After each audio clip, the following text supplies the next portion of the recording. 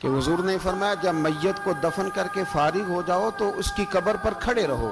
خود حضور بھی قبر پر کھڑے رہتے دفن کرنے کے بعد، اور فرماتے اس کے ثابت قدم رہنے کی دعا کرو، اس لیے کہ اب اس سے سوال و جواب ہوں گے، اب فرشتے اس کی قبر میں آئیں گے، اب اس سے پوچھیں گے، اب اس کے ساتھ وہ امتحان ہوگا، تو اس کے لیے دعا کرو، قبر پہ کھڑے ہو کے دعا مانگو. ایک حدیث میں فرمایا کہ اتنی دیر دعا مانگو، اتنی دیر دعا مانگو کہ جتنی دیر اونٹ ذبح کر کے کھال اتار کے گوشت بنا کے. اونٹ ذبح کرنا سب سے زیادہ مشکل ہے.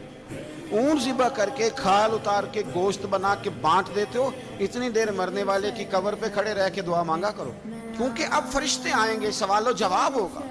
تو عذاب قبر، مصنف عبد الرزاق میں حدیث ہے کہ ایک بندے کو صرف ایک کوڑا مارا گیا تھا قبر میں، ایک کوڑا، ایک درہ، تو اس کی ساری قبر میں آگ بھڑک اٹھی. تو پوچھتا ہے کہ یہ ایک کوڑا مجھے کیوں مارا گیا؟ تو انہوں نے کہا ایک وجہ تو یہ تھی کہ تو پاکی پلیدی کا خیال نہیں کرتا تھا، اور دوسری وجہ یہ تھی کہ ایک دفعہ ایک مظلوم نے تجھ سے کہا تھا میری مدد کر، اور تو مدد کرنے پہ قادر تھا، تیرے اندر ہمت تھی، پر تو اس کی مدد کے لیے تیار نہیں ہوا. وہ ہمارا مشہور فکر ہے نا کہ سانو کی لگے، پرائی لڑائی پرائی آگ نو اسی گھر کیوں لے آئیے.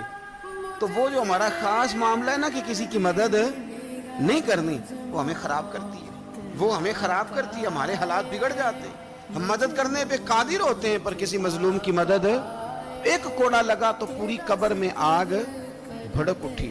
عذاب قبر سے اللہ کی پناہ مانگی جائے، ڈرا جائے، اور آخرت کے لیے قبر کے لیے تیار. قرآن مجید نے کہا وَإِذَا الْقُبُورُ بُعْثِرَتْ، جب قبریں کریدی جائیں گی نا تو عَلِمَتْ نَفْسٌ مَا قَدَّمَتْ وَأَخَّرَتْ، پھر ہر جان لے گی کہ اس نے آگے کیا بھیجا اور پیچھے کیا چھوڑا.